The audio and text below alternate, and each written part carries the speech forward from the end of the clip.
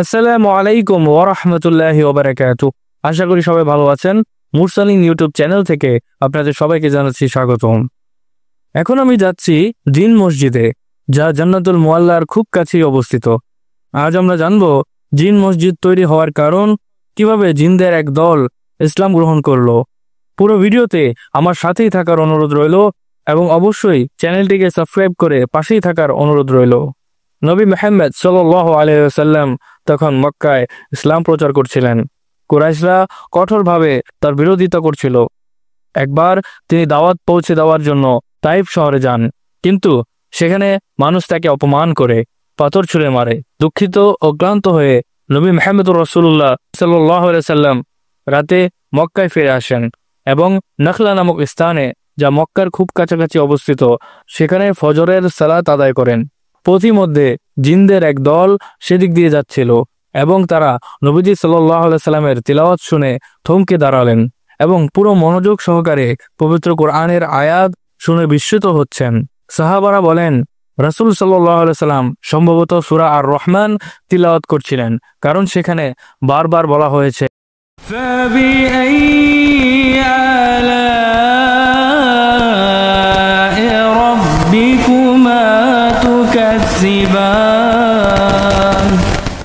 তোমরা তোমাদের রবের কোন অনুগ্রহকে অস্বীকার করবে?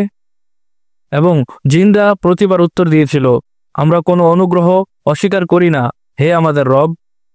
আল্লাহ তাআলা পবিত্র কোরআনে বলেন, বিসমিল্লাহির রহমানির রহিম, কুল উহুয়া ইলাইয়া আন্নাহু ইসতামা নাফারুন মিনাল জিন্নি فقالوا إنا سمعنا قرآنا عجبا يهدي إلى الرشد فمنا به ولن نشرك بربنا أحدا। বলুন, আমার প্রতি ওহী করা হয়েছে যে একদল জিন কোরআন শুনছে এবং তারা বলছে, নিশ্চয়ই আমরা এক আশ্চর্য কোরআন শুনছি, যা সঠিক পথের দিকে পথ প্রদর্শন করে।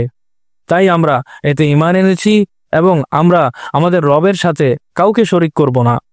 তারা নবী সাল্লাল্লাহু আলাইহি সাল্লামের কাছে এসে সাক্ষাৎ করে, ইসলাম গ্রহণ করে এবং বায়াত নেয়, নবী সাল্লাল্লাহু আলাইহি সাল্লামের প্রতি আনুগত্যের স্বীকার করে। এরপর আল্লাহ তাআলা পবিত্র কোরআনে বলেন, وَإِذْ صَرَفْنَا